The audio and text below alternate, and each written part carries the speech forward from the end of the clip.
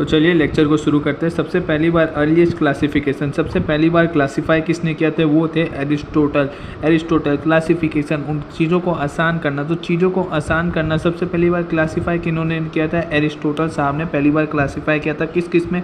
Plants और animals में। Plants में किसको? ट्री, श्रब और हर्ब आते हैं प्लांट्स में, और एनिमल्स में भी एरिस्टोटल साहब ने दो चीज़ में, इनेमिया और इनेमिया जिसमें रेड ब्लड प्रेजेंट है उनको डाला इनेमिया में, जिसमें रेड ब्लड एब्सेंट है उनको डाला एनीमिया में। ए से एब्सेंट, ए से एनीमिया, एनीमिया। उन्होंने एरिस्टोटल साहब ने ऐसे क्लासीफाई किया प्लांट्स और एनिमल्स को। क्लासिफिकेशन आगे बहुत आई, 2 किंगडम आई जो लीनियर साहब ने दिया था, प्लांट और एनिमल। 3 किंगडम क्लासिफिकेशन आई, हैकल ने दिया प्लांट, एनिमल, प्रोटिस्टा। 4 किंगडम भी आई थी, 5 किंगडम, 6 किंगडम, 3 डोमेन सिस्टम था, कार्ल वुज ने दिया था। पर एनसीईआरटी में मेन जो है 5 किंगडम, आर.एच. विटेकर ने 5 किंगडम दिया था, जिसमें मोनेरा, प्रोटिस्टा, फंजाई, प्लांटे और एनिमेलिया ये सबसे ज़्यादा वाइडली एक्सेप्टेड है, 6 किंगडम से भी ज़्यादा, तो इसको प्रायोरिटी दे रहे हैं। आर.एच. विटेकर 5 किंगडम दिया था, आर.एच. विटेकर ने 3 किंगडम दिया था, अर्नेस्ट हैकल ने 2 किंगडम दिया था, लीनियस ने। अब आर.एच. विटेकर साहब जो थे उन्होंने जो 5 किंगडम डाला था, कौन सा बेस पे? तो इसका जो ट्रिक है 5 चीज़ों के बेस पे। कितने चीज़ के ऊपर? 5 चीज़ों के बेस पे था, और 5 चीज़ों के बेस में भी क्या क्या देखा गया था, तो आपको बस ट्रिक है CT का MRP, C से आ जाएगा सेल टाइप, T से आ जाएगा थैलस ऑर्गेनाइजेशन, M से आ जाएगा मोड ऑफ न्यूट्रिशन, R से आ जाएगा रिप्रोडक्शन मोड, P से आ जाएगा फाइलोजेनेटिक रिलेशनशिप। तो आर.एच. विटेकर साहब ने क्या क्या देखा था? CT का MRP, ये 5 चीज़ बेस है, ये क्राइटेरिया है। Criteria R H. 5 किंगडम क्लासिफिकेशन का क्राइटेरिया क्या है? CT का MRP। लेकिन 5 किंगडम क्लासिफिकेशन से पहले बहुत प्रॉब्लम आई थी जो एरिस्टोटल साहब ने दिया था अर्लीस्ट क्लासिफिकेशन, तो उसमें तो बहुत सारी प्रॉब्लम आई थी, जैसे कि bacteria, blue green algae, fungi, bryophyta, pteridophyta, gymnosperm, angiosperm, सब प्लांट्स में आ गए।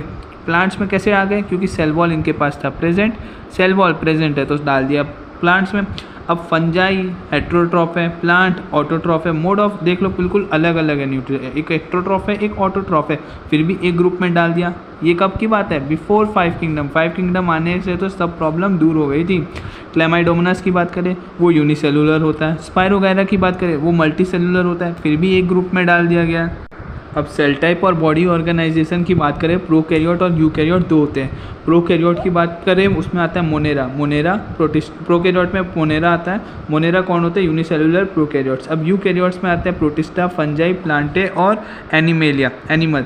तो प्रोटिस्टा जो है, अब देखो यूनिसेलुलर प्रोकैरियोट कौन है? मोनेरा। अब ऐसे तो आप देखो यूनिसेलुलर यूकैरियोट कौन है? तो कौन आ रहा है? प्रोटिस्टा। Unicellular eukaryote, protista. तो यूनिसेलुलर यूकैरियोट कौन होते हैं? प्रोटिस्टा।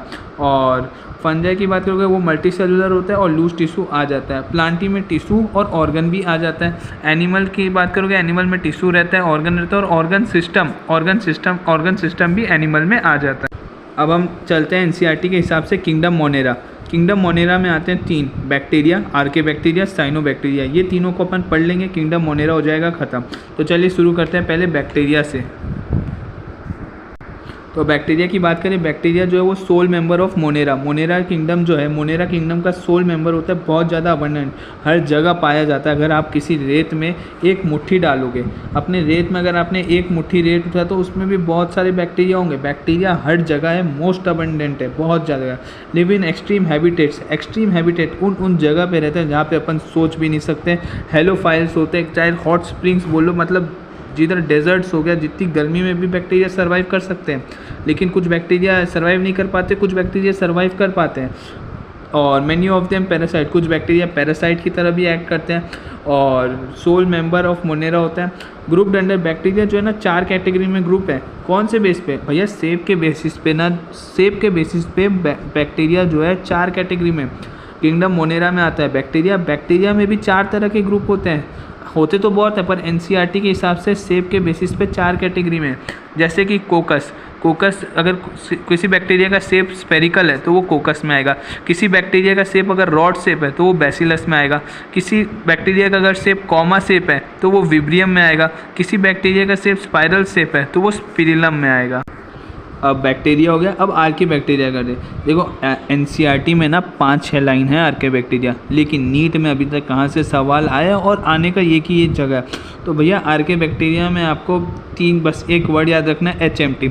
आपने देखा होगा वो रॉड आते हैं ना HMT कंपनी का, नहीं याद हो तो HMT याद कर लो।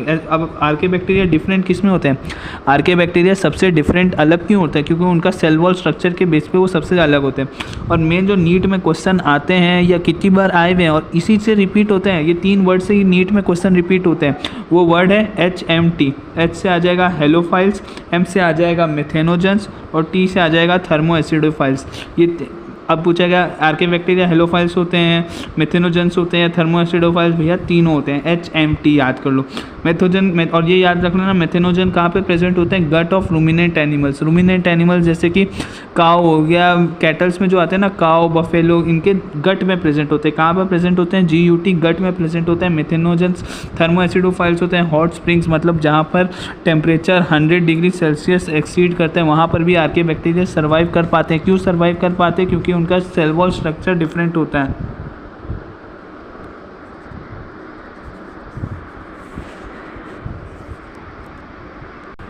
अब बारी है साइनोबैक्टीरिया की। आर्के बैक्टीरिया में तो आपको याद करना है HMT। साइनोबैक्टीरिया की बात करें, साइनोबैक्टीरिया को अपन BGA भी बोलते हैं, ब्लू ग्रीन एल्गी। और साइनोबैक्टीरिया के पास जो है ना पिगमेंट क्लोरोफिल A होता है। क्लोरोफिल A किसके सिमिलर होता है? ग्रीन प्लांट्स में सिमिलर होता है भैया। ग्रीन प्लांट्स के पास भी क्लोरोफिल A होता है और साइनोबैक्टीरिया के पास भी क्लोरोफिल A है। ये आपको याद रखना है। ऐसे बहुत बार पूछा है कि ब्लू ग्रीन एल्गी कौन से किंगडम में आता है, तो blue green algae kingdom Monera में आता है, क्योंकि साइनोबैक्टीरिया, आर्के बैक्टीरिया ये सब किंगडम मोनेरा में। क्लोरोफिल A है तो फोटोसिंथेसिस में काम आते हैं, तो फोटोसिंथेटिक ऑटोट्रॉप भी होते हैं साइनोबैक्टीरिया।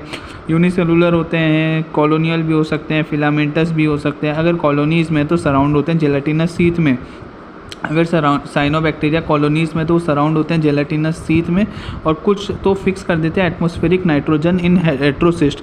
कुछ साइनोबैक्टीरिया ऐसे होते हैं कि वो नाइट्रोजन, एटमॉस्फेयर में जो नाइट्रोजन होता है उनको फिक्स कर देते हैं हेट्रोसिस्ट में। ये इंपॉर्टेंट है, स्पेशलाइज। इसका एग्जाम्पल पूछा जाता है। हेट्रोसिस्ट का एग्जाम्पल कौन होता है भैया? नॉस्टॉक और एनाबेना। नॉस्टॉक और एनाबेना, इसलिए मैंने इसको अलग पेन से मार्कर से लिखा है, नॉस्टॉक एंड एनाबेना। ये पूछा जाता है, नीट में भी पूछा गया। और ये साइनोबैक्टीरिया में ये अभी तक पूछा नहीं गया नीट में, और बच्चे से मतलब इग्नोर भी कर देते हैं, क्योंकि एकदम लास्ट लाइन में लिखा हुआ है भाई ऐसे कि रिसाइकलिंग में तो पता है कौन कौन से न्यूट्रिएंट्स, नाइट्रोजन, फॉस्फोरस, आयरन और सल्फर। नाइट्रोजन, फॉस्फोरस, आयरन और सल्फर को रिसाइकल करने में भी साइनोबैक्टीरिया का अच्छा खासा रोल है। अब इसकी बात करें disease caused by bacteria. Cholera हो गया, टाइफाइड हो गया, टेटनस हो गया, सिट्रस सैंकर, ये कौन कौन ऐसे डिजीज़ है जो बैक्टीरिया कॉज करता है, ये इधर ही लिखा था। लेकिन इसी चैप्टर में आखिरी में वायरस का भी लिखा हुआ था कि कौन कौन सा डिजीज़ है, तो मैंने भैया एक ही जगह लिख दिया ताकि आपको कन्फ्यूज़न ना हो। तो मम्स, स्मॉल पॉक्स, हर्पीज़ और इन्फ्लुएंजा एंड एड्स, ये वायरस कॉज करता है। और बैक्टीरिया में ये होता है आपके सामने, एक ही जगह लिख दिया ताकि कन्फ्यूज़न ना हो। किंगडम मोनेरा हो गया ख़त्म। अब शुरू करें किंगडम प्रोटिस्टा। किंगडम प्रोटिस्टा में आता है पहले क्राइसोफाइट्स। किंगडम प्रोटिस्टा भी अलग अलग क्लासेस में डिवाइड है। तो पहला क्लास है क्राइसोफाइट। क्राइसोफाइट को अपन डायटम एंड गोल्डन एल्गी कहते हैं, desmid.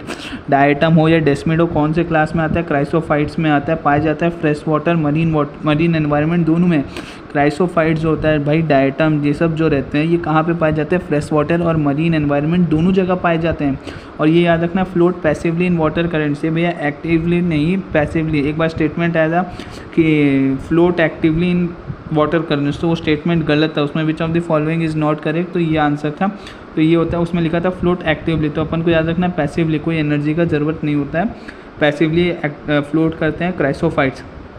Most of them are photosynthetic, जो जितने भी होते हैं मोस्टली जो है ना क्राइसोफाइट डायटम फोटोसिंथेटिक होते हैं। डायटम्स के पास सेल वॉल होते हैं, उनके जो सेल वॉल होते हैं वो तो थिन ओवरलैपिंग सेल्स बनाते हैं। कौन? डायटम्स का। ये अच्छा क्वेश्चन है भैया, ओवरलैपिंग सेल्स थिन ओवरलैप, जिससे कि सोप बॉक्स बन जाता है। कैसा शेप आ जाता है? सोप बॉक्स बन जाता है। और उनका जो वॉल्स होता है ना, वॉल्स में सिलिका होता है। सिलिका जैसे कि मिट्टी होता है ना, तो उनके वॉल्स में मिट्टी हो जाता है, जिससे कि वो इनडिस्ट्रक्टिबल होता है। क्या होता है? इनडिस्ट्रक्टिबल, मतलब आसानी से नहीं टूटता है, डिस्ट्रक्ट नहीं होता है, टूटता नहीं है। वॉल्स एम्बेडेड होता है, क्योंकि उनके वॉल्स में क्या होता है? सिलिका होता है, इसलिए वो इनडिस्ट्रक्टिबल होते हैं। और डायटम्स कहाँ, ये क्राइसोफाइट्स किधर यूज़ होते हैं? पॉलिशिंग में यूज़ होते हैं, filtration of oil and syrups में भी यूज़ होते हैं। कहाँ पे? पॉलिशिंग हो गया, filtration of oils and syrups में भी यूज़ होते हैं। अब डायनोफ्लैजिलेट्स की बात करें, डायनोफ्लैजिलेट्स जो है वो मोस्टली मरीन होते हैं। अपन ने पहले पढ़ा था क्राइसोफाइट्स डायटम्स वाला, वो कैसे थे भैया, मैं बार बार बोलूँगा, वो कैसे थे, मरीन और फ्रेश वाटर दोनों जगह पाए जाते थे। लेकिन डायनोफ्लैजिलेट्स कैसे होते हैं, मोस्टली मरीन और फोटोसिंथेटिक होते हैं। Dinoflagellates yellow, green, blue, red कोई से भी कलर के हो जाएंगे, जो डिपेंड करता है उनका जो मेन पिगमेंट है, जो पिगमेंट रहेगा उसके हिसाब से। और डायनोफ्लैजिलेट्स का जो सेल वॉल होता है उसके पास स्टिफ सेलुलोज प्लेट होता है, वो भी आउटर सरफेस पे। भैया डायनोफ्लैजिलेट्स के पास भी 2 फ्लैजिला होता है। कितने फ्लैजिला होते हैं, 2 फ्लैजिला, एक लॉन्गिट्यूडनली और एक ट्रांसवर्सली, ऐसे 2 फ्लैजिला रहते हैं। रेड डायनोफ्लैजिलेट्स की बात करिए, अच्छा क्वेश्चन है, नीट में यहाँ से पूछा हुआ है। रेड डायनोफ्लैजिलेट्स गोनी एलेक्स, तो रेड डायनोफ्लैजिलेट्स कौन से एक एग्जांपल है भैया, रेड डायनोफ्लैजिलेट का एग्जांपल है गोनी एलेक्स। और गोनी एलेक्स जो है बहुत सारा रैपिड मल्टीप्लिकेशन करते हैं, वो अपने आप को बहुत ज़्यादा मल्टीप्लाई करते रहते हैं। मल्टीप्लिकेशन कर करके पूरा जो सी होता है ना, रिवर होता है, पूरा उनको रेड टाइट कर देते हैं। रेड टाइट जिधर के इस वजह से जहाँ पे उस एरिया में जितने भी फिशेज़ होते हैं ना, तो फिशेज़ भी मर जाते हैं इनहिबिट। ठीक है, अब अपन पढ़ते हैं यूग्लेना। यूग्लेनोइड्स की बात करें, मेजॉरिटी ऑफ फ्रेश वाटर, ये कहाँ पे पाए जाते हैं, फ्रेश वाटर। डायटम्स कैसे थे भैया, दोनों फ्रेश वाटर, मरीन एनवायरनमेंट दोनों जगह पाए जाते थे। डायनोफ्लैजिलेट्स की बात करें, वो मोस्टली मरीन होते हैं। यूग्लेनाइड्स की बात करें, वो मेजॉरिटी फ्रेश वाटर होते हैं इंस्टेड। और यूग्लेना के पास सेल वॉल नहीं होता है, सेल वॉल एब्सेंट होता है। यूग्लेना के पास सेल वॉल एब्सेंट होता है। सेल वॉल के बजाय उनके पास एक प्रोटीन रिच लेयर होता है, एक ऐसा लेयर जिसमें जो कि इसमें बहुत भरपूर मात्रा में प्रोटीन है, और उसका नाम होता है पेलिकल। पेलिकल क्या है, वो बॉडी को फ्लेक्सिबल बनाता है। पेलिकल बॉडी को फ्लेक्सिबल बनाता है, प्रोटीन रिच लेयर होता है। डायनोफ्लैजिलेट्स के पास भी 2 फ्लैजिला था, इसके पास भी 2 फ्लैजिला है। और यूग्लेना में एक बड़ा फ्लैजिला होता है, एक छोटा फ्लैजिला होता है। और आपको यूग्लेना में क्या है ना, जब अगर सनलाइट है तो वो फोटोसिंथेटिक की तरह एक्ट करते हैं, और वो एक्ट हेटेरोट्रॉप्स की तरह भी एक्ट करेंगे जब तुम्हारा सनलाइट नहीं होगा। अगर प्रेजेंस ऑफ सनलाइट में फोटोसिंथेटिक, एब्सेंस ऑफ सनलाइट में हेटेरोट्रॉप। स्लाइम मोल्ड की बात करें, स्लाइम मोल्ड को ही सैप्रोफिटिक प्रोटिस्ट कहते हैं। स्लाइम मोल्ड को ही सैप्रोफिटिक प्रोटिस्ट कहते हैं अंडर सूटेबल कंडीशन। अगर सूटेबल कंडीशन है तो वो एक एग्रीगेट करते हैं जिसको प्लाज्मोडियम कहते हैं। और प्लाज्मोडियम जो है ना, बहुत फीट तक ग्रो भी कर जाते हैं, ग्रो और स्प्रेड फैल जाते हैं बहुत ज़्यादा फीट। एनसीईआरटी की सारी लाइन्स है। एक अपन को याद रखना है, अनसूटेबल कंडीशन होता है ना, अनसूटेबल कंडीशन में वो स्पोर बनाते हैं। कौन से कंडीशन में, अनसूटेबल कंडीशन में वो स्पोर बनाते हैं। और स्पोर के पास ट्रू वॉल होता है, ऐसे ट्रू वॉल नहीं होता। ट्रू वॉल किसके पास होता है, स्पोर के पास ट्रू वॉल होता है। स्पोर के पास ट्रू वॉल होता है, और स्पोर जो है वो अनसूटेबल, अनफेवरेबल कंडीशन में स्पोर बनता है। और स्पोर डिस्पर्स किससे होता है, एयर करंट से। स्पोर डिस्पर्स किससे होता है, एयर करंट से।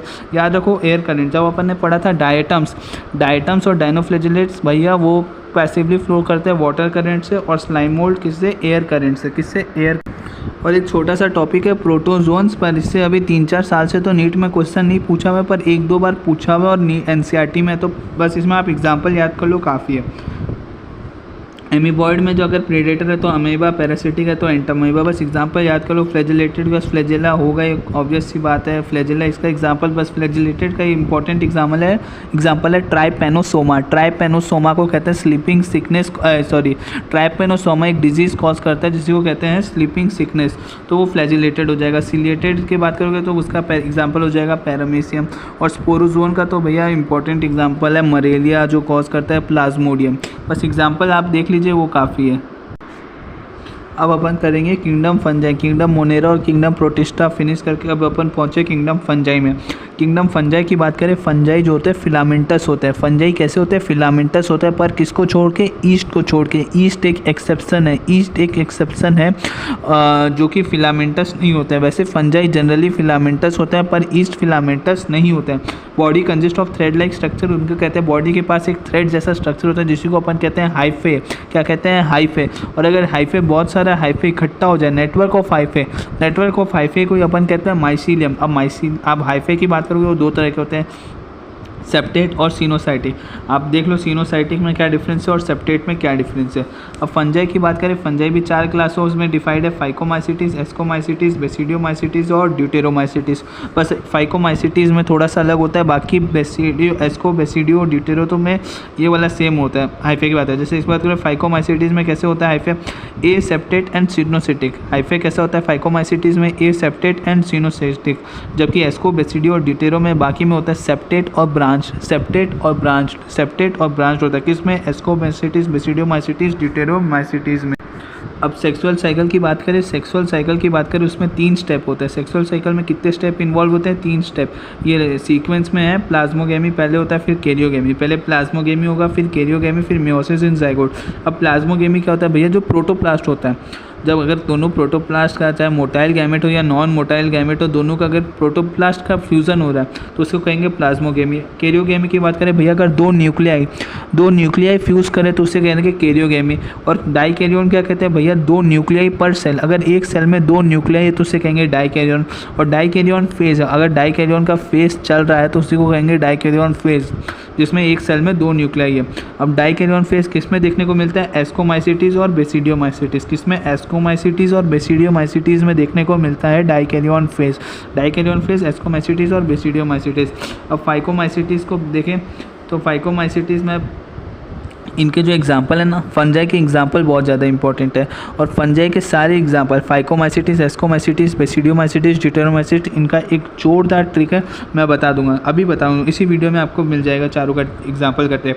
फाइकोमाइसिटीज़ कहाँ पे पाए जाते हैं? एक्वाटिक हैबिटेट होता है, डिकेइंग वुड होता है, डिकम्पोजर होता है। और इनमें याद रखो, जो फाइकोमाइसिटीज़ होता है ए सेक्सुअल रिप्रोडक्शन की बात करें, जूस्पोर और ए प्लेनोस्पोर दोनों से होता है ए सेक्सुअल रिप्रोडक्शन। अगर फाइकोमाइसिटीज़ में ए सेक्सुअल रिप्रोडक्शन है तो जूस्पोर और ए प्लेनोस्पोर दोनों से होगा। जूस्पोर की बात करें, जूस्पोर जो होते हैं वो मोटाइल होते हैं, जबकि ए प्लेनोस्पोर नॉन मोटाइल होते हैं। जूस्पोर मोटाइल, ए प्लेनोस्पोर नॉन मोटाइल होते हैं। जाइगोस्पोर किससे बनता है? 2 गैमेट्स का फ्यूजन से। ये तो था ए सेक्सुअल रिप्रोडक्शन, फ्यूजन हो रहा है ना, 2 गैमेट्स का अगर फ्यूजन हो रहा है तो भैया वो ए सेक्सुअल नहीं, सेक्सुअल रिप्रोडक्शन है। तो सेक्सुअल रिप्रोडक्शन से क्या बनता है? जाइगोस्पोर बनता है। क्या बनता है? जाइगोस्पोर बनता है। एग्जाम्पल मैं बता दूंगा, एग्जाम्पल का टेंशन मत करो। अब एस्कोमाइसिटीज़ की बात करें, एस्कोमाइसिटीज़, तो एस्कोमाइसिटीज़ का दूसरा नाम होता है सैक फंजाई। एस्कोमाइसिटीज़ का दूसरा नाम होता है sac fungi. Mostly multicellular होते हैं। उधर भी एक्सेप्शन क्या था? ईस्ट था। क्या था? कि सब फिलामेंटस होता है बस ईस्ट को छोड़ के। और ईस्ट किस में आता है? एग्जांपल हो गया एस्कोमाइसिटीज़, मोस्टली मल्टी सेलुलर है। एस्कोमाइसिटीज़ मल्टी सेलुलर ही होता है। पेनिसिलियम की बात करो वो भी आएगा एग्जांपल में, पता चल जाएगा कौन कौन आते हैं। पर ईस्ट को छोड़ के, ईस्ट मतलब मल्टी सेलुलर नहीं है, ईस्ट कैसा है? यूनिसेलुलर है। ईस्ट यूनिसेलुलर है, एस्कोमाइसिटीज़ में आता है, एक्सेप्शन है। सैप्रोफिटिक होते हैं, डिकम्पोजर होते हैं, पैरासिटिक होते हैं, कोप्रोफिलस। कोप्रोफिलस मतलब जो डंग में ग्रो करते हैं, जैसे कि डंग मतलब हो गया जैसे कि गाय ने गोबर किया तो गोबर के ऊपर भी भैया ग्रो कर रहे हैं, तो उन्हीं को कहते हैं कोप्रोफिलस। फाइकोमाइसिटीज़, एस्कोमाइसिटीज़, बेसिडियम। अब बेसिडियोमाइसिटीज़ की बात करें, बेसिडियोमाइसिटीज़ की बात करोगे, एसेक्सुअल स्पोर एब्सेंट होते हैं। किसमें? बेसिडियोमाइसिटीज़ में एसेक्सुअल स्पोर एब्सेंट होते हैं। सेक्स ऑर्गन एब्सेंट होते हैं। Asexual spore absent, sex organ absent. तो भैया कैसे आगे कैसे? तो प्लाज्मोगेमी प्रेजेंट होता है। प्लाज्मोगेमी की वजह से ये मल्टीप्लाई करता है। और बेसिडियोमाइसिटीज़ का दूसरा नाम है B for basidiomycetes, B for bracket fungi. तो ब्रैकेट फंजाई भी नाम है, पफ बॉल भी नाम है, मशरूम इसी में आता है, एग्जाम्पल पता चल जाएगा। अब ड्यूटेरोमाइसिटीज़ से भैया नीट में क्वेश्चन तो पूछा गया नहीं, बस ये है इम्परफेक्ट फंजाई होता है, रिप्रोड्यूस करता है only by A sexual spore. वो भी कौन सा? ए सेक्सुअल स्पोर, कोनिडिया से। और मदद करता है मिनरल साइकिलिंग में। मिनरल साइकिलिंग में अच्छा, बस अगर ये कोई इंपॉर्टेंस पूछेगा रोल क्या है तो मिनरल साइकिलिंग में उसका अच्छा खासा रोल है। किसका? अब स्पोर्स का कन्फ्यूज़न होता है भैया, चारों क्लासेस का एक ही जगह क्लियर कर लेंगे। फाइकोमाइसिटीज़ में सेक्सुअल स्पोर एब्सेंट होता है, ए सेक्सुअल स्पोर रहता है, मैंने अभी बताया भी था। स्पोरेंजियोस्पोर जिसमें जूस्पोर होता है और ए प्लेनोस्पोर होता है। अब जूस्पोर इसमें से रहता है मोटाइल और ए प्लेनोस्पोर होता है नॉन मोटाइल। एस्कोमाइसिटीज़ में सेक्सुअल कौन सा होगा? एस्कोस्पोर होगा। ए सेक्सुअल कॉनिडियोस्पोर, कॉनिडियोस्पोर होगा। बेसिडियोमाइसिटीज़ में सेक्सुअल बेसिडियोस्पोर और ए सेक्सुअल स्पोर अपन को पढ़ा था। ए सेक्सुअल स्पोर एब्सेंट होता है, सेक्स ऑर्गन भी एब्सेंट होता है। ड्यूटेरोमाइसिटीज़ की बात करें, इसमें नहीं होगा, ए सेक्सुअल में कॉनिडियोस्पोर होगा। अब ये अच्छा खासा रहता है। एक्सोजीनसली क्या प्रोड्यूस होता है? ये कन्फ्यूजिंग और नीट में पूछा हुआ है, 2 बार पूछा हुआ है। कॉनिडियोस्पोर्स की बात करें, कॉनिडियोस्पोर और बेसिडियोस्पोर। कॉनिडियोस्पोर और बेसिडियोस्पोर जो है वो एक्सोजीनसली प्रोड्यूस होते हैं। कैसे एक्सोजीनसली प्रोड्यूस होते हैं? कॉनिडियोस्पोर और बेसिडियोस्पोर। कॉनिडियोस्पोर और बेसिडियोस्पोर एक्सोजीनसली प्रोड्यूस होते हैं, बाकी सारे एंडोजीनसली प्रोड्यूस होते हैं। अब एकदम लास्ट टॉपिक है, वीडियो खत्म होने वाला है, लास्ट टॉपिक है वायरस, वायरॉइड। अब अपन को बताएं, वायरस हो गया, वायरॉइड हो गया, प्रायोन हो गया और लाइकेन। ये in not included in 5 kingdom classification. ये 5 किंगडम क्लासिफिकेशन में इंक्लूडेड नहीं है। जो वायरस वायरॉइड होते हैं ये नीट में स्टेटमेंट में आ सकता है भैया क्या इंक्लूडेड थे कि नहीं, तो अपन को पता है 5 किंगडम में ये इंक्लूडेड नहीं थे। R.H. विटेकर साहब ने इनको कंसिडर नहीं किया था। तो वायरस की बात करें, वायरस नॉन सेलुलर ऑर्गेनिज्म होते हैं, ये डेड मर जाएंगे अगर होस्ट के बाहर बीमार है। वायरस जो ऑब्लिगेट पैरासाइट, तो इसलिए ऑब्लिगेट पैरासाइट कहते हैं, क्योंकि अगर भैया ऑब्लिगेट है ना, पैरासाइट अगर अंदर नहीं रहे तो, अगर होस्ट के अंदर है तो भैया सर्वाइव करेंगे, जिंदा रहेंगे, लेकिन अगर बाहर आ गए तो मर जाएंगे, इसलिए ऑब्लिगेट कहते हैं। अब वायरस की बात करें, वायरस जो है, वायरस किससे बना होता है? वायरस बना होता है न्यूक्लिक एसिड से, प्रोटीन से।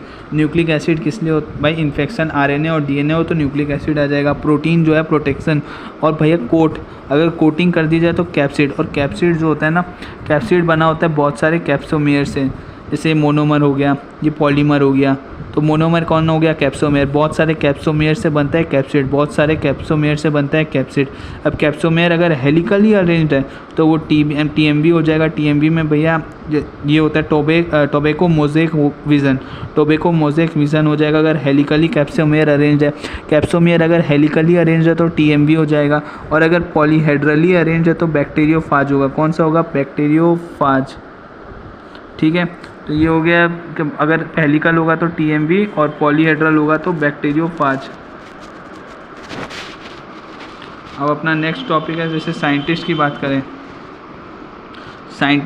पहला साइंटिस्ट आते हैं दिमित्री इवानोस्की। कौन? Dmitri Ivanovsky. इन्होंने नेमिंग ऑफ वायरस का नाम किन्होंने दिया था? ये लर्न करने वाली चीज़ है यार।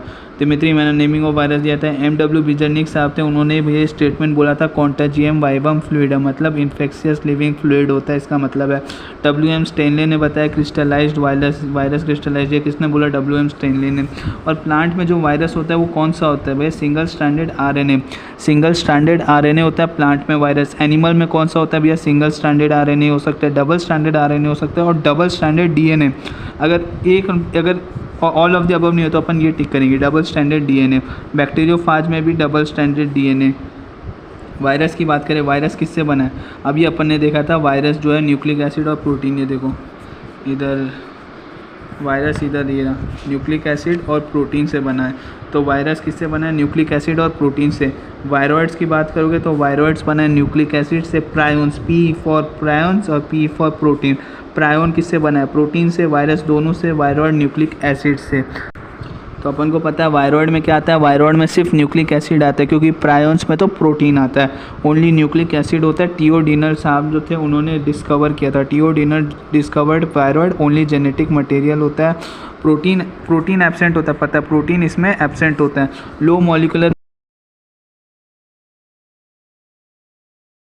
आरएनए का लो मॉलिकुलर वेट होता है। ये पूछा गया, low molecular weight of RNA is found in viroids. Prions की बात करें, प्रायोन्स 2 डिजीज़ कॉज करता है और दोनों एनालोगस वेरिएंट आएगा, तो इसी से आएगा, कॉज करता है 2 डिजीज़, एनालोगस वेरिएंट होता है। क्रोमियम जैकॉब डिजीज़ भैया ह्यूमंस, एनिमल्स में कौन सा? Chromium Jakob disease, CJD।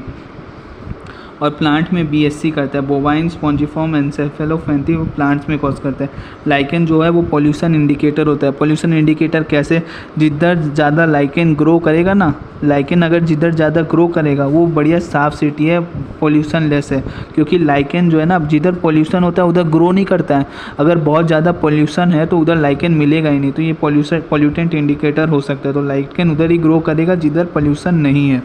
तो चलिए ये लेक्चर ख़त्म करते हैं। ये रहा नोट्स। आई होप ये आपको लेक्चर समझ में आया होगा। अगर ये वीडियो अच्छा लगे, लेक्चर अच्छा लगे तो प्लीज़ वीडियो को लाइक करें, चैनल को सब्सक्राइब करें। हे गाइस, आज के वीडियो में हम किंगडम फंजाई एग्जांपल्स की ट्रिक की बात करेंगे। आपको इसमें किंगडम फंजाई में 4 क्लास होते हैं, फाइकोमाइसिटीज, एस्कोमाइसिटीज, बेसिडियोमाइसिटीज, टिटेरोमाइसिटीज। आज इन सभी के एग्जांपल इस वीडियो के बाद क्लियर हो जाएंगे। बहुत ही ईजी ट्रिक है। जैसे फाइकोमाइसिटीज में तो बस आपको एक सिंपल वर्ड याद रखना, राम। आर से आ जाएगा राइजोबस, ए से एल्बिगो, एम से म्यूकर। एस्कोमाइसिटीज की बात करें तो इसमें आ जाएगा न्यू पेन आसपास कल से मिलेगा। ये याद कर लो, न्यू पेन आसपास कल से मिलेगा। बिल्कुल देखो, न्यू न्यूरोस्पोरा, पेन पेनिसिलियम, आसपास एस्पेरेगस। बिल्कुल स्टार्टिंग के जो वर्ड है ना वो बिल्कुल मैसे कल से आ जाएगा कल। क्लेविसेप्स से सेकेरोमाइसिस जो कि ईस्ट होता है, से सेकेरोमाइसिटिस, तो एस्कोमाइसिटिस। और बेसिडियोमाइसिटिस का आज यूपी बस से जाएंगे, आज यूपी बस से एगेरिकस उस्चिलेगो पक्सिनिया, और बस से बेसिडियोमाइसिटिस। और ड्यूटेरोमाइसिटिस से आ जाएगा डॉक्टर कैट, डॉक्टर से ड्यूटेरोमाइसिटिस, कैट से ये हो जाएगा